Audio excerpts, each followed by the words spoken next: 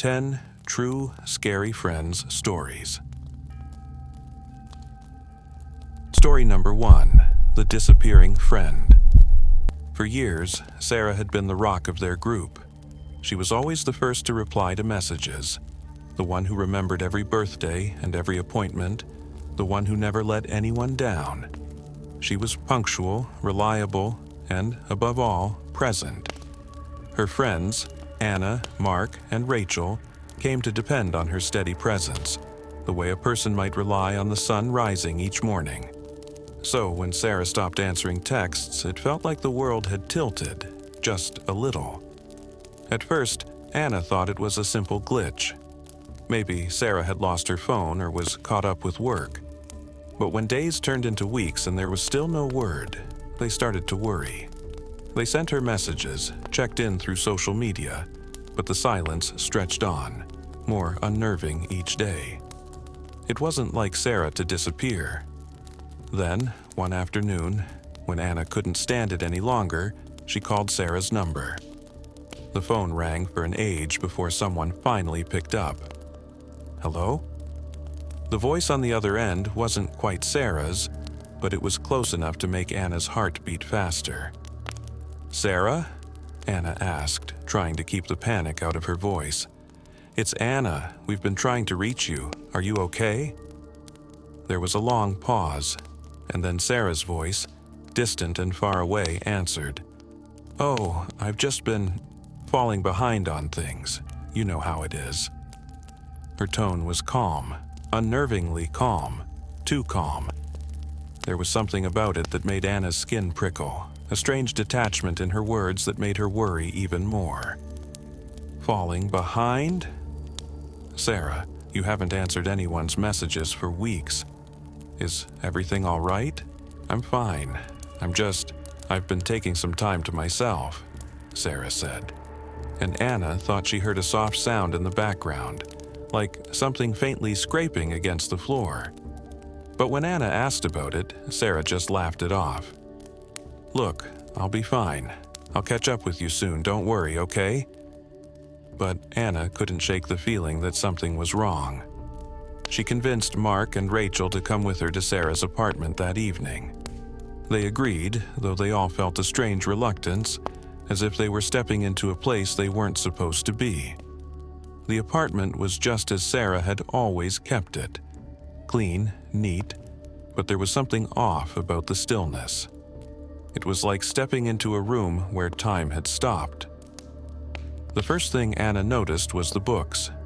Sarah's shelves were lined with piles of books, stacked perfectly, neat, orderly, untouched. It looked as if they hadn't been opened in months, though Sarah had always been the kind to devour a book every week. Mark wandered into the kitchen, only to find it as pristine as ever. The counters were wiped clean, the sink empty. No dirty dishes, no half-finished coffee cups, nothing that looked lived in. The silence was the worst part. No sounds of footsteps, no hum of a refrigerator. It was as if the world outside had been shut out completely. Sarah? Rachel called softly, stepping into the living room, where Sarah was sitting in the corner. The sight of her made Anna's stomach twist. Sarah was sitting perfectly still in the chair, her hands folded neatly in her lap. She wasn't looking at them directly, but there was a slight tilt to her head as if she were watching them out of the corner of her eye.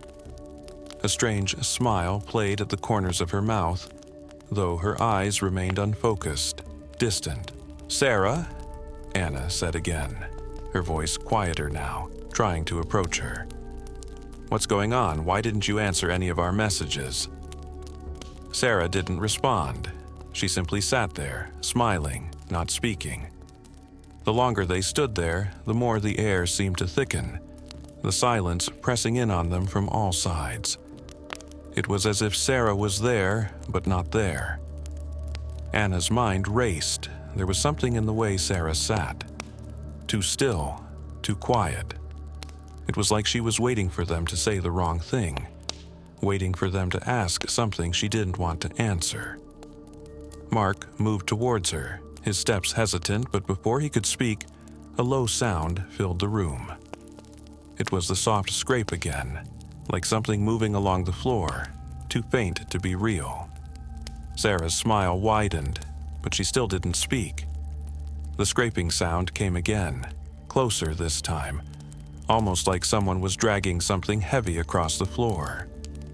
"Sarah," Anna whispered, now feeling a cold shiver run down her spine. "Please, say something." For a long moment, Sarah didn't, but then, finally, her voice broke the silence, soft and strange. "It's too late to go back, Anna. You should have stayed away." The words hung in the air, chilling and distant, and Anna realized she couldn't remember ever hearing Sarah's voice sound like that before. Empty, hollow, like it was coming from somewhere far away. As the minutes passed, they could feel the tension tightening, their breaths catching in their throats.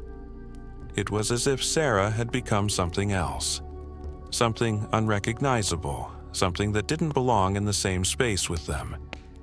The scraping sound grew louder, and then, just as suddenly as they'd arrived, Sarah stood up, still smiling that eerie, wide smile, and walked toward the door.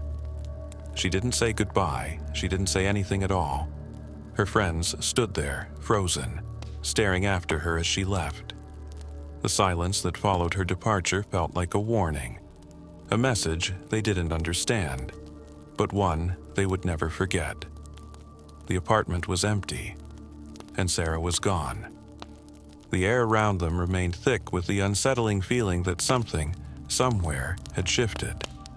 And though they left that night, part of them knew they wouldn't see Sarah again. Not as they remembered her anyway. Story number 2. The Empty Chair. It was a warm evening when Alex invited his friends over for dinner.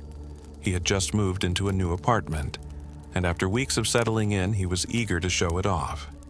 His friends, Grace, David, and Emma, arrived in high spirits, eager for a night of good food and laughter. The table was set, the wine flowed freely, and the conversation was light and easy. For the first time in a while, everyone felt at ease. But there was something odd about the evening. It wasn't the food or the company. It wasn't even the house, which was modern and clean. It was the chair. At the far end of the table, there was one empty chair.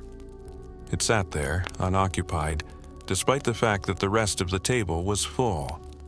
It was a chair like any other, but there was something strange about it. It was as if it had been placed there but forgotten, or as if it had been waiting for someone who never came. It was the kind of thing that, if you weren't paying attention, you'd let slide. But for some reason, the chair caught everyone's eye. David was the first to notice it. "Hey, why's that one chair empty?" he asked, his voice a little too loud over the clinking of glasses. Alex froze for a moment, his fork halfway to his mouth. His eyes flicked toward the chair, and he seemed to hesitate before responding. "Oh, that's where she always sits," he said quietly. "She?" Grace asked, raising an eyebrow. Alex's face paled slightly and he laughed, a bit too nervously. "Yeah, just an old habit. It's nothing. Let's not worry about it." But the room grew quieter, the laughter dying down as each of them glanced at the chair. It wasn't that they were uncomfortable, but there was something about the way Alex had said it that made them uneasy. Emma, who was sitting closest to the chair, looked at Alex with a frown. "Who's she, exactly?" Alex's smile faded, and he shifted in his seat. His eyes dropped to his plate, then back to the chair. I don't want to talk about it," he muttered, his voice suddenly cold. He took a sip of wine, his hand shaking just slightly. There was an awkward silence, the kind that hung in the air long after a conversation should have moved on. His friends exchanged glances, but no one said anything more about the chair. The night resumed, the laughter returning in fits and starts, but the chair remained, empty and unnoticed by most of the evening. But as the night wore on, the chair seemed to grow more and more impossible to ignore. Every time someone looked away from it, they felt a strange pull to glance back. It was as if the chair was waiting for something or someone. The rest of the evening passed in a blur, but the chair didn't go unnoticed. The next few times Alex invited his friends over, the chair was still there, sitting at the end of the table, empty. They didn't ask about it anymore. The conversation seemed to freeze whenever it was mentioned. It was just there. But one evening, Emma, curious and tired of the mystery, decided to sit in it. The others watched her with quiet amusement, expecting her to laugh it off, to make a joke about the haunted chair. But as she sat down, the air in the room seemed to shift. The temperature dropped, and a faint whisper brushed against her ear. She froze. At first, she thought it was the wind or a trick of her mind, but the whispers grew louder, just out of reach, like voices coming from behind a door. The other friends didn't hear it, but Emma could feel the weight of it, something pressing against her thoughts, tugging at the corners of her mind. She stood up abruptly, her chair scraping loudly against the floor. I don't know," she stammered, her face pale. "There's something wrong with that chair." Alex, sitting across from her, seemed to shrink into himself. "I told you," he muttered. His voice was barely a whisper now, like he was afraid to speak louder. "I told you it wasn't something to mess with." The room fell into an eerie silence. The laughter, once so easy, now felt distant, as if they were strangers in their own skin. The chair remained empty again, but this time, it seemed to take up more space than before. From that night on, no one ever sat in the chair. No one ever spoke of it again. But every time they gathered, the chair was there, just as it always had been. Empty, waiting, and always just a little too close. No one ever asked about it again, and Alex never explained. But sometimes, when the room was quiet enough, they could swear they heard the whispers, like someone was sitting just out of view, listening, waiting. Story number 3. The friend who never left Maya had known Olivia for years. They weren't best friends, but they were close enough. Olivia had always been a bit unpredictable, but that was part of her charm. She'd drop by Maya's apartment unannounced, sometimes in the middle of the afternoon, sometimes late at night. At first, Maya didn't mind. It was a little strange, but she thought of it as a harmless quirk. But then it started happening more often. Every day, at all hours, Olivia would show up. Maya would be sitting on the couch, trying to unwind after work, and Olivia would be at the door, asking if she could come in. Sometimes she brought food, sometimes she didn't, but it didn't matter. She just appeared, uninvited and without warning. At first, Maya tried to be patient. She'd offer her friend tea or dinner, and they'd chat, and it wasn't bad. But the visits became too frequent, too insistent. Olivia would show up whether Maya was busy or not, whether she was in the middle of a phone call or trying to get some rest. It was as though Olivia had nowhere else to go, and Maya's apartment had become the only place she knew. It wasn't just the constant presence of Olivia that bothered Maya. It was how she began to feel like the apartment was becoming too small for the two of them. The rooms, once cozy, felt cramped, suffocating. Olivia was always there, on the couch in the kitchen, leaning against the doorframe, and Maya couldn't escape her. Her every movement, every word, felt like an intrusion. Maya found herself growing irritated with every visit, her patience wearing thin. She'd start to dread the sound of the doorbell or the knock at the door, even though it was Olivia. The friendly conversation started to feel forced, and Maya began to feel like she was losing control of her own space. One evening, after Olivia had left, Maya sat down at her desk to go through some old boxes of photos she had stored away. She wasn't sure why, but she needed to do something to get her mind off the nagging feeling that had settled over her. As she flipped through the photos, a picture caught her eye.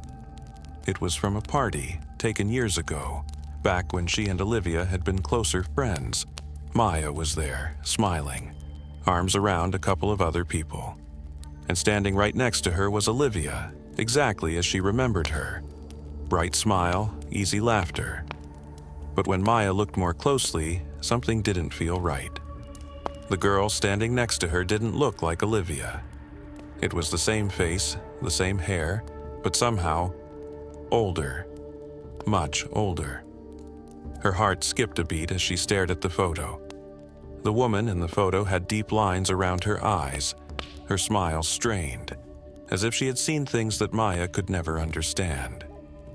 She wasn't the Olivia Maya knew. It was a woman who looked familiar but also completely foreign. Maya's mind raced, her hands shaking as she held the photo up to the light. She flipped it over, searching for the date, the year, but the back was blank. Nothing. That was when it hit her. The last few days, Olivia's visits had felt wrong. Too frequent, too relentless. The more she thought about it, the more she realized that Olivia had been in her apartment for weeks, always just there. It was like she had never really left. The next time Olivia knocked on the door, Maya didn't answer right away. She just stood there, staring at the door, listening to the soft knock. She could feel her heart pounding, the blood rushing in her ears. She wanted to confront her, to ask why Olivia was always there, why it felt like she had become a permanent fixture in her life. But when she opened the door, Olivia was standing there, smiling, just as she always did. "I hope I'm not interrupting," Olivia said, stepping inside without waiting for an answer. "I just thought I'd come by." Maya said nothing. She simply stepped aside, letting her in. But as Olivia entered the apartment, Maya couldn't shake the feeling that the woman standing in front of her was not the same person she had known. There was something about her smile now, something colder, more distant. And as Maya closed the door behind her, she couldn't help but wonder how long it had been since Olivia had actually left, if she ever had. The apartment suddenly felt even smaller, and Maya, for the first time in a long while, felt like she wasn't quite alone anymore. Story number 4. The Unseen Lurker. Every night as Emily made her way home after dark, she couldn't shake the feeling.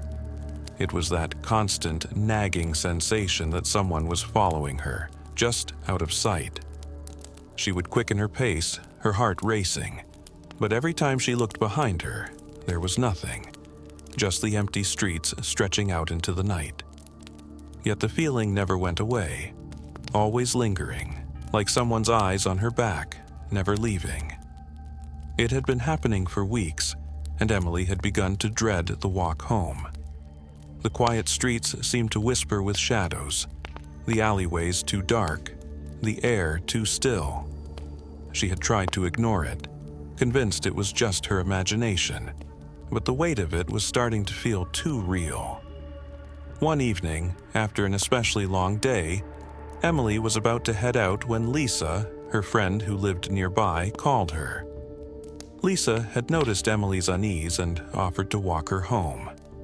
Emily had never taken her up on the offer before, but tonight she agreed. It felt good to have someone with her, someone to talk to, someone who could ease the tension in her chest. They chatted as they walked through the alleys, the sound of their footsteps echoing softly in the quiet night.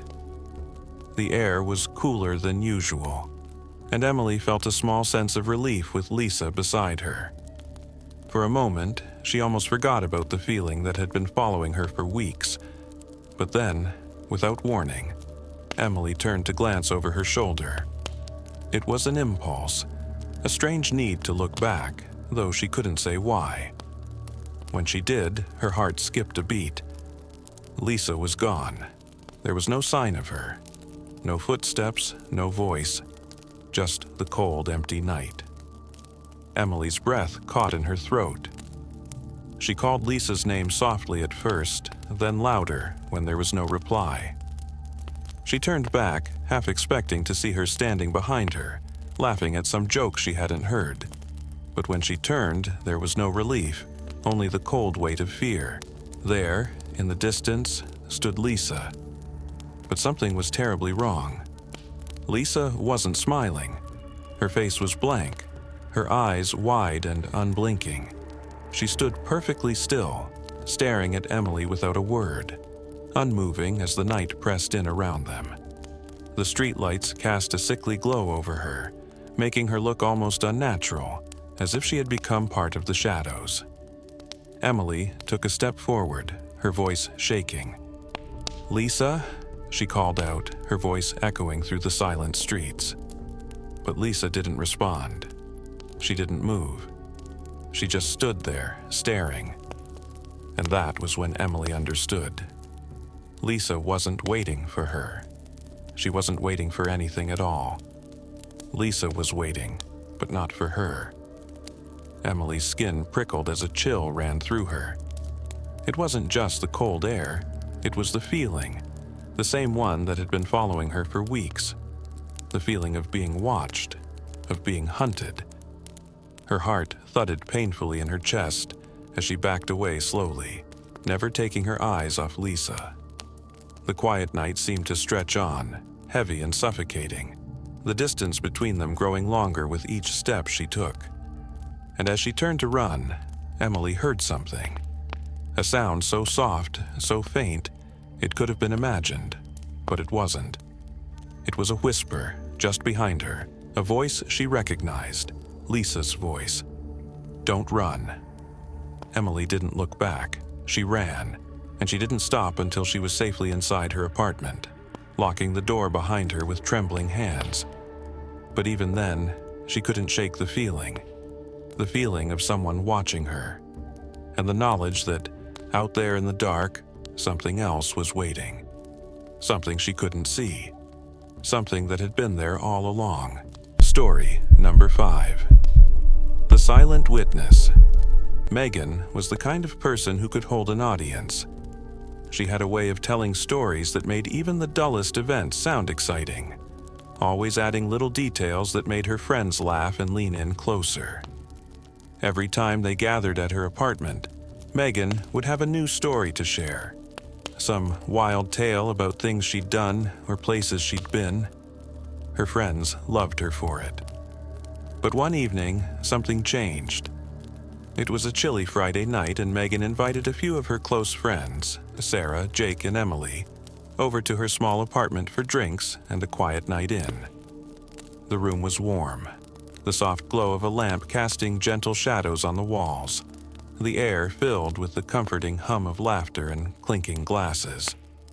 It was the kind of evening they had all come to expect from Megan. Easy, fun, and lighthearted. They were sprawled out on the couch and floor, sipping wine and talking about nothing in particular, when Megan suddenly grew quiet. Her eyes drifted toward the window, her smile fading just slightly, and her friends, noticing the change, quieted down as well. They waited, sensing the shift in the air. Megan took a deep breath, the way she did when she was about to tell a particularly gripping story. She looked at each of them, her gaze steady, her voice low but clear. "I want to tell you about something," she began, her tone different from usual. There was no playful glint in her eyes, no exaggerated hand gestures. This time, it was all seriousness. "It's something that follows me everywhere I go." Her friends exchanged uncertain glances. Megan had told stories before, some dark, some funny, but this one felt different, heavier. She leaned forward, her eyes locked on theirs, and continued. "There's a shadow," she said, "that follows me. It's not just a shadow from the light, not something I can explain away. It's always there, right behind me. It moves when I move, and it's the only thing I can see when I look in the mirror." The room grew quiet. Sarah shifted uncomfortably in her seat, her eyes flicking nervously to the window. Jake, always the skeptic, let out a small laugh, trying to lighten the mood. "Come on, Meg, you're not scaring us, are you?" But Megan didn't laugh. She just stared at him, her face serious now. "I'm not joking," she said. "It's always there, lurking just behind me. It knows everything I do, every thought I have. It's watching." The silence that followed felt thick, oppressive. Megan's words hung in the air, the room suddenly colder, as if the warmth from before had been sucked out. Her friends stared at her, unsure whether this was another one of her elaborate stories or something more. Megan continued, her voice soft, but the words sharp. "I see it every time I look over my shoulder. It's the same shape, the same darkness, but it never fully shows itself. I don't know if it's real, but I feel it there. And the thing is," she paused, looking each of her friends in the eye, as if daring them to question her. "The thing is, I can feel it even when I'm not looking." Her friends were silent now, the playful atmosphere gone. Emily shifted in her seat, her fingers nervously twisting the edge of her wine glass. "Megan," she said hesitantly, "this isn't funny anymore. Are you okay?" Megan didn't respond right away. Instead, she glanced toward the corner of the room, her eyes narrowing slightly. "I'm fine," she whispered, then looked at them all again, her face unreadable. "But what you don't know is—" She paused for effect, her voice barely above a whisper.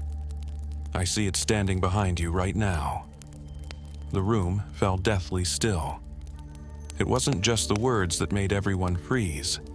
It was the way Megan said them. There was no hint of a joke, no playful edge in her voice. It was like she was telling them something that had always been true, something they weren't meant to hear. Jake stood up suddenly, his chair scraping harshly against the floor. "Okay, that's enough," he said, his voice more tense than usual. "I think we need a break." Sarah stood too, her face pale. "Megan, stop. This isn't funny anymore." But Megan didn't move. She just sat there, watching them with wide, steady eyes, her lips curling into a faint smile. The air in the room seemed to grow heavier, as though they were being smothered by something unseen. They all turned to look behind them, to see if there was something in the corner, something in the shadows that shouldn't be there. But there was nothing. The room was empty, just as it had been before. Still, the weight in the air didn't lift. Megan's smile grew, just slightly. And in that moment, they all realized she wasn't trying to scare them. She wasn't telling a story anymore. The shadow had always been there, and it wasn't just following her, it was watching them now too. Story number 6. The Confession. Liam and Matt had been friends since they were children. They'd shared everything: laughs, tears, secrets. No matter how big or small, there was nothing they couldn't talk about. The kind of bond they had was rare, the kind that made you feel as though you could trust the other person with your life. But one day, everything changed. It was late in the afternoon when Matt showed up at Liam's door, his face unusually pale, his eyes wide and unsettled.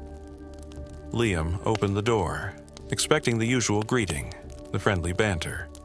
But Matt just stood there, silent, his hands shaking slightly at his sides. "Matt, what's wrong?" Liam asked, stepping aside to let him in.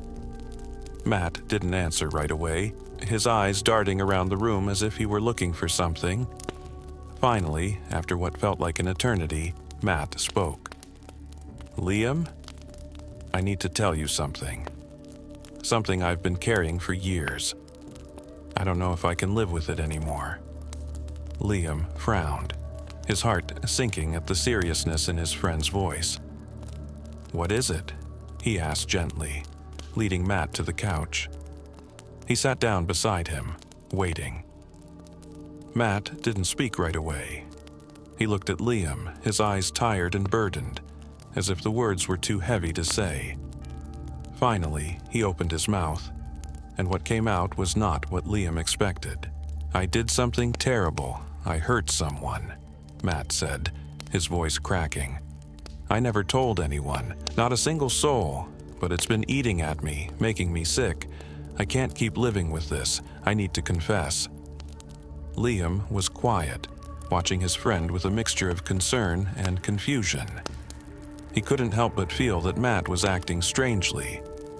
It was almost as if he was no longer the same person, the easygoing, confident Matt Liam had known all these years. Something was off. "Matt, whatever it is, you can tell me," Liam said softly, trying to ease his friend's mind. Matt's eyes glazed over, and he began to speak again, his words spilling out in a rush, like a dam that had been waiting to break. "It happened years ago. I was angry. I didn't know what I was doing. I never meant for it to happen, but I hurt him. I hurt him so badly, Liam." Liam nodded, his heart aching for his friend. He had never seen Matt like this before. "Who, Matt? Who did you hurt?"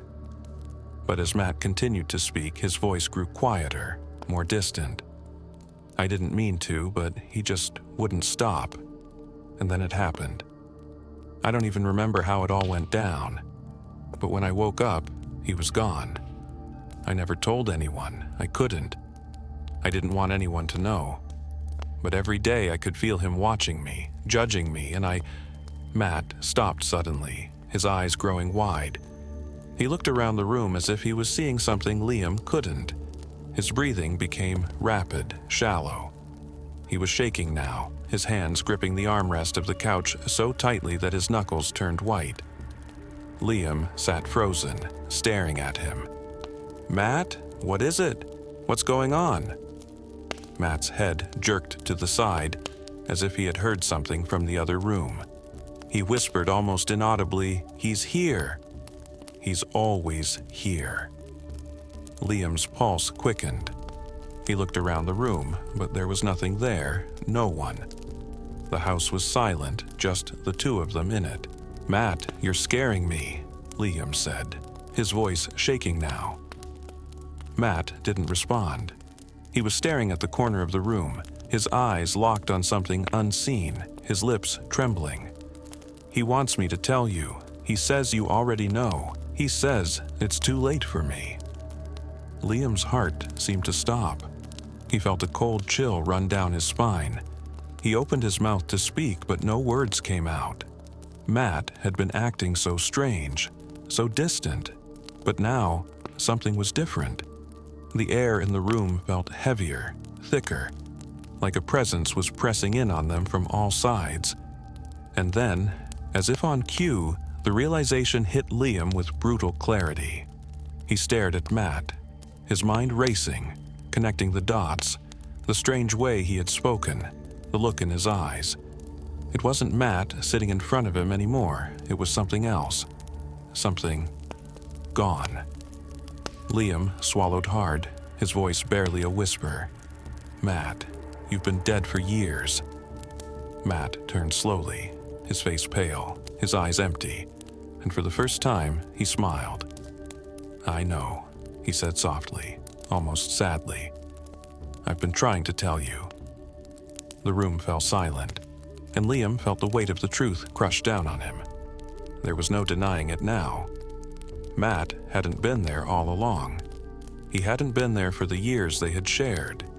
He had never truly been there at all.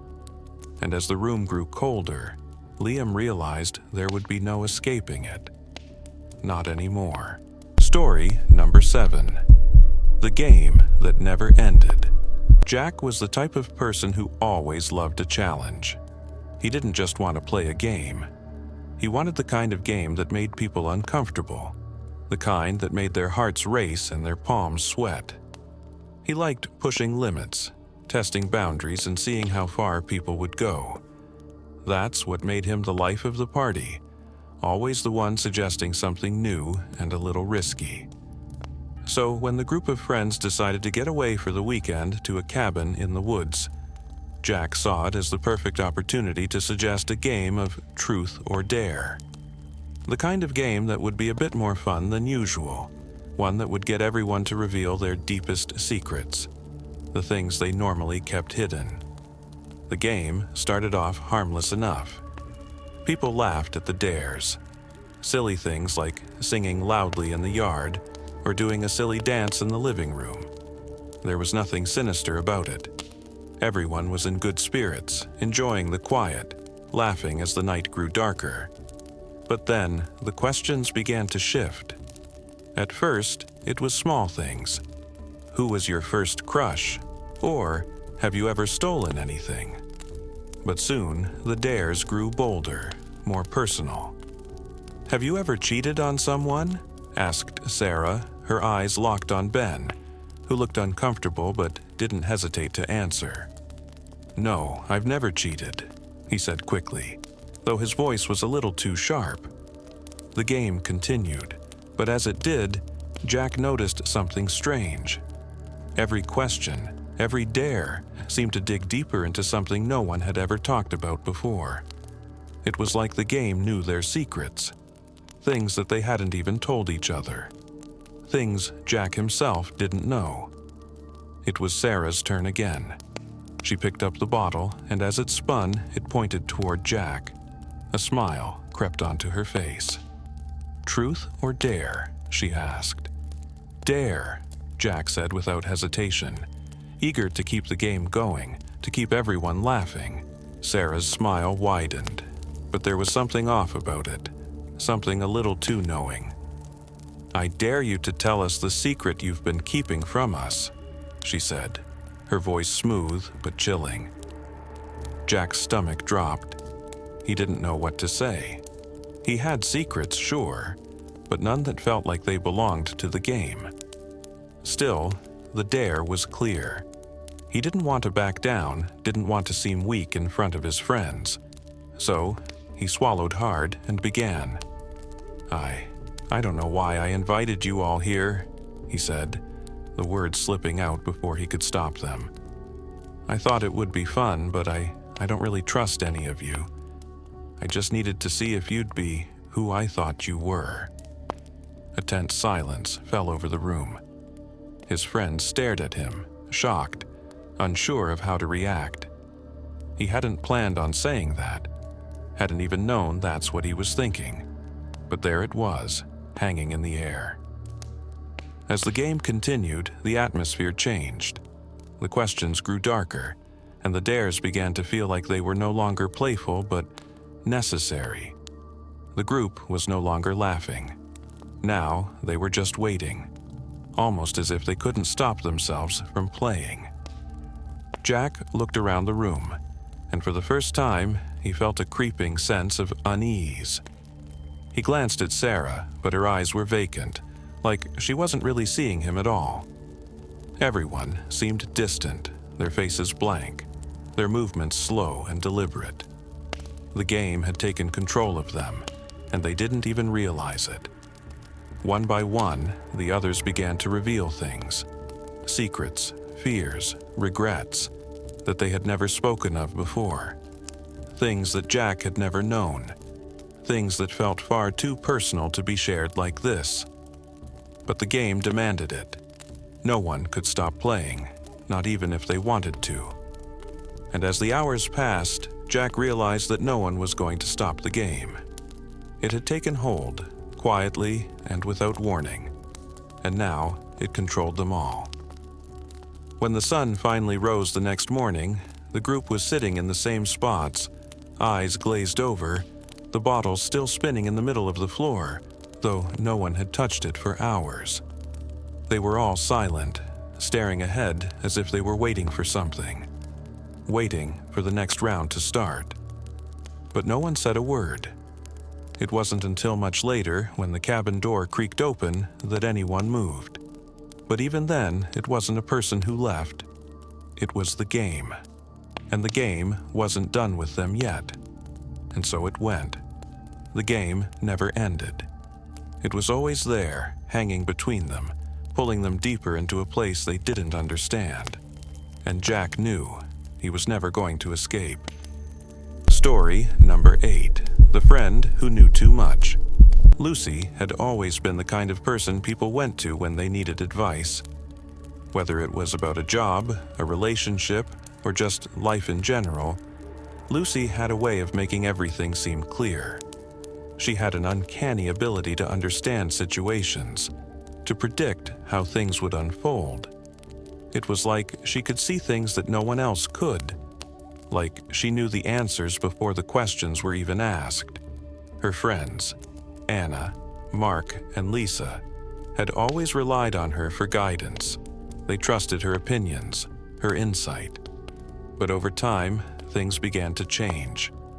One Saturday afternoon, the group gathered at their usual spot, a small coffee shop on the corner of a busy street. It was the kind of place where the smell of freshly brewed coffee filled the air, and the buzz of quiet conversations made it feel like home. They were sitting at their usual booth, chatting about their week, laughing over silly stories, when Lucy said something that stopped them all cold. "You know," she said, taking a sip of her coffee, her gaze distant, "I've seen all of your futures. It's all set in stone. There's nothing you can change." Anna froze, her cup halfway to her mouth. Mark raised an eyebrow, unsure whether Lucy was joking. Lisa laughed lightly, as though it was a game. "Come on, Lucy," Mark said, his tone teasing. "What's this about seeing the future? That sounds like something out of a movie." But Lucy wasn't laughing. She just looked at them with her usual calm expression, a slight smile on her lips, but her eyes were distant. It was like she was seeing something they couldn't. "I'm serious," she said softly. "I've seen it. All of it. It's already been decided." The others exchanged glances, uncertain of how to react. It didn't sound like the playful Lucy they all knew, but after a few moments of uncomfortable silence, they shrugged it off, thinking it was just another one of her strange comments. But the days that followed were anything but normal. At first, it was small things. Anna lost her phone, just like Lucy had said she would. It wasn't a big deal, just a minor inconvenience, but Lucy had predicted it with eerie accuracy. "You'll misplace it by the end of the week," she'd said. Anna had laughed at the time, but now it felt unsettling. Then Mark got into a car accident. He was fine, just a small fender bender, but Lucy had warned him days before. "Be careful driving this week," she'd said. "Something's going to happen, and it won't be your fault, but you won't be able to avoid it." It had felt like a warning at the time, but he hadn't taken it seriously. And now, there he was, dealing with the aftermath of a crash he couldn't have prevented. The events kept happening, one after another, each more significant than the last.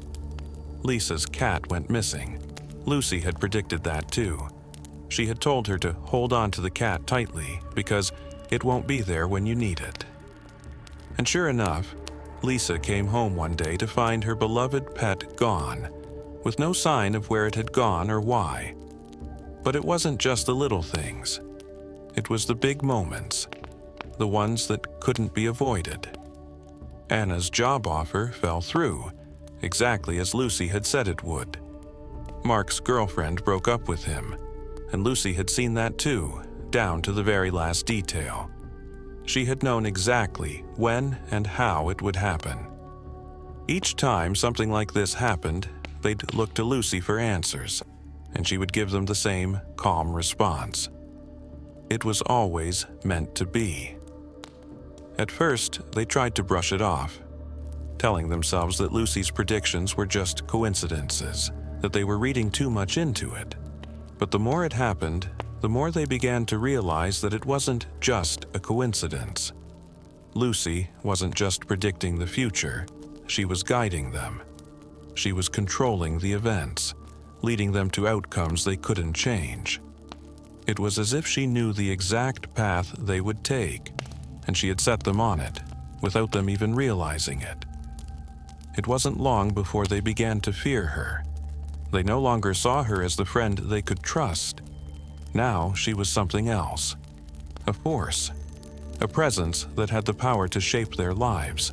One evening, when they were all sitting together again, they tried to confront her. "Lucy?" Anna asked, her voice trembling. "How do you know these things? How do you know what's going to happen?" Lucy's smile was soft, almost comforting. "I've always known," she said, her voice low. "I've always seen it. Your lives were already decided, and I just help you along the way." Mark's heart raced. "But we don't want you to control us. We want to make our own choices." Lucy's eyes darkened just slightly, and for the first time, her calm demeanor cracked. "You can try," she whispered, "but it won't change anything. You're already here. You're already following the path I've set, and it's too late to turn back now." The words hung in the air like a weight, pressing down on them. They realized, too late, that Lucy had never been offering advice. She had been guiding them, leading them down a road they could never leave. Their futures were no longer their own. And Lucy, she wasn't their friend anymore. She was the one who knew too much. Story number 9. The house that wasn't empty. Sophie had always dreamed of living alone. When the opportunity came to move into a small apartment in an old building on the edge of town, she jumped at the chance. The place was quiet, tucked away on the top floor, with creaky wooden floors and a faded charm that made it feel like it held secrets. Sophie loved that feeling, the sense that she was starting fresh, with a place that was entirely her own. The first few days were full of excitement. She unpacked her things, set up the furniture just how she liked it, and enjoyed the solitude. But there was something off about the apartment. It wasn't anything she could put her finger on at first. It wasn't the peeling paint or the strange creaks of the old building settling at night.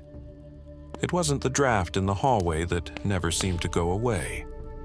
No, it was something else. Something she couldn't explain. At night, when Sophie lay in bed, she could hear footsteps.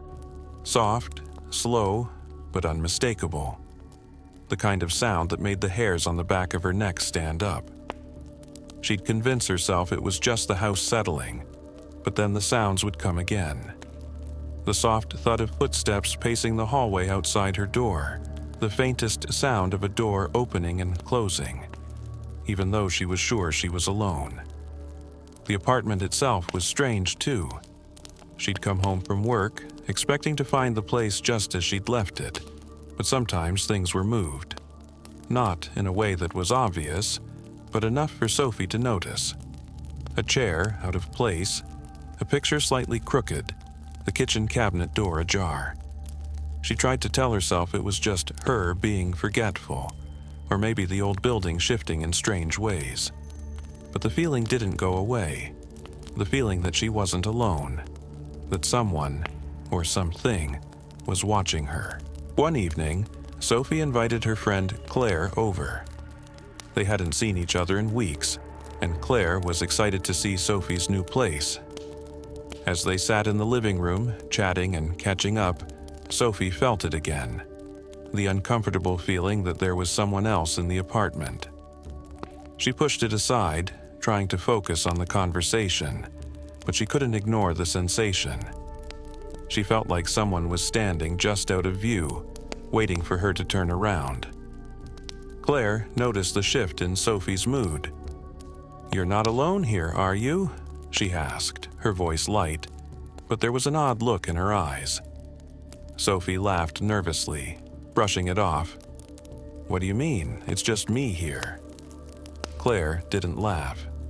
She sat back, her eyes scanning the room, and for a moment Sophie felt like Claire was looking right through her. "I'm not so sure," Claire said, her voice barely a whisper. "I think someone else is here." Sophie chuckled again, but this time it felt forced. "Claire, you're being dramatic. There's no one here but me." But Claire's eyes were wide, and she was staring at Sophie with an intensity that made her skin crawl. "No," Claire said, her voice trembling slightly. "I saw her. She's been watching you. In the corner of the room, standing there, just watching. Sophie's blood ran cold. "What are you talking about?" she asked, trying to laugh it off, but it came out wrong. Her voice was tight, unsure. "She's not just in the corner," Claire continued, her eyes never leaving Sophie's. "She's been following you. I see her when you're not looking.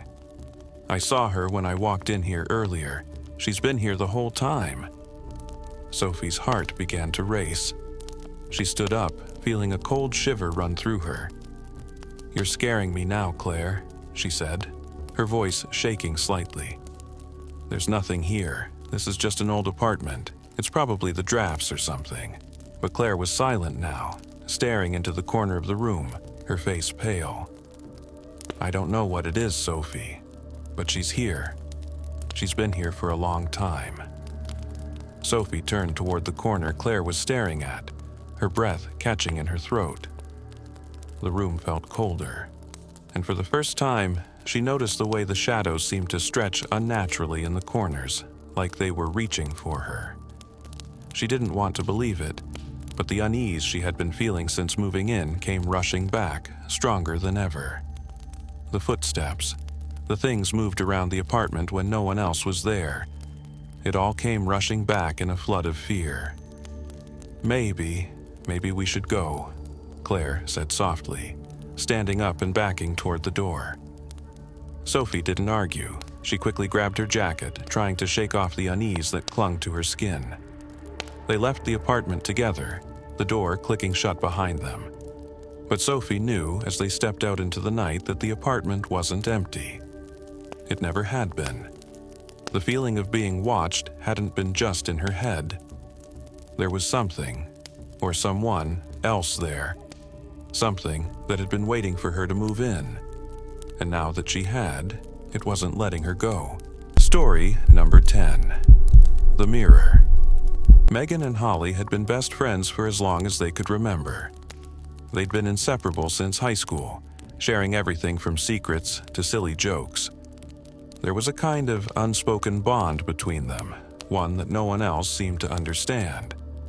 They did everything together, from late-night movie marathons to weekend thrift store trips, always searching for something new and interesting. It was on one of these trips that they found the mirror. It wasn't anything special, just an old, tarnished mirror with a simple wooden frame. There were no fancy carvings, no gold accents, just a slightly faded glass that had seen better days. But as soon as Megan touched it, she felt something.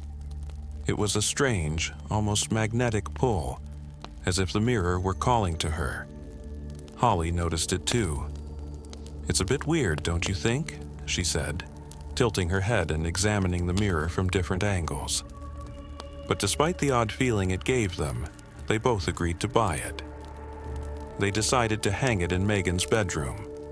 It was small, the perfect size for the wall next to her bed. For the first few days, everything seemed fine. The mirror added a vintage charm to the room, and Megan liked how it looked. But over time, something strange started happening. Every time Megan looked into the mirror, she noticed something off. It wasn't the reflection itself, it was the way it seemed to shift ever so slightly when she wasn't paying attention. Sometimes, it felt like the reflection wasn't exactly hers. Holly's image, who would normally stand beside Megan in the reflection, would linger a second too long after Megan had already moved. At first, Megan thought it was just her imagination. Maybe she was tired or distracted. But then, it happened more often. Holly's reflection would stare back at Megan, eyes wide and fixed, as if watching her, even when Holly wasn't standing anywhere near the mirror. It made Megan uneasy, but she didn't say anything to Holly at first. She didn't want to sound paranoid or crazy. One evening, after Holly had left to go home, Megan was sitting on her bed, staring at the mirror. She felt a strange compulsion to look into it. The room was quiet, the only sound the soft hum of the fan in the corner. She stared at her reflection, but something wasn't right. It wasn't just the lingering sensation that something was off. It was the way her reflection seemed too alive. For a brief moment, Megan could have sworn that her reflection wasn't mimicking her every move. Instead of merely repeating her actions, it seemed to pause, as if thinking, then reached out toward her. Slowly, one of the reflection's hands rose, fingers stretching toward Megan's face. Megan gasped and jumped back, her heart pounding in her chest. The reflection, however, didn't react.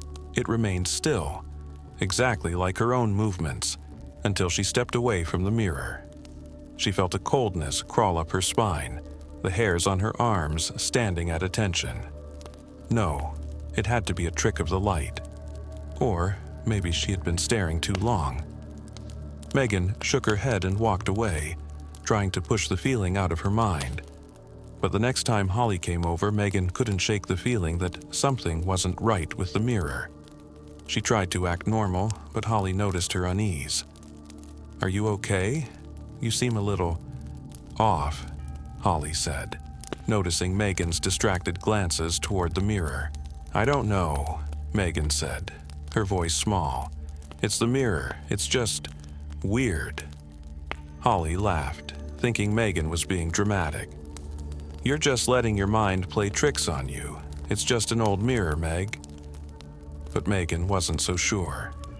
That night, as they were getting ready to leave the room, she caught one more glance at the mirror. This time, her reflection didn't match her movements at all. Her reflection stood perfectly still, her eyes unblinking, watching her. And then, just as Megan turned away, she saw it. Her reflection reached out, its fingers grazing the side of her cheek. Megan froze, her breath catching in her throat. She spun around, but the reflection was gone. It was just the regular, empty reflection of the room. Heart pounding, she stumbled backward, bumping into the dresser. She turned quickly, finding Holly, who was already standing by the door, ready to leave. "Did you see that?" Megan asked, her voice shaky. "See what?" Holly replied, frowning. "You're acting strange. There's nothing there, Meg." Megan wanted to say more, to tell Holly what she had seen, but she couldn't find the words. The mirror had stopped being just a decoration. It had become something else, something that wasn't letting go.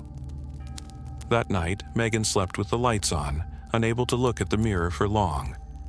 But as she lay in bed, her eyes kept drifting to the reflection in the darkened room. And as the hours passed, she could have sworn she saw something moving in the glass. Something, or someone, watching her from the other side.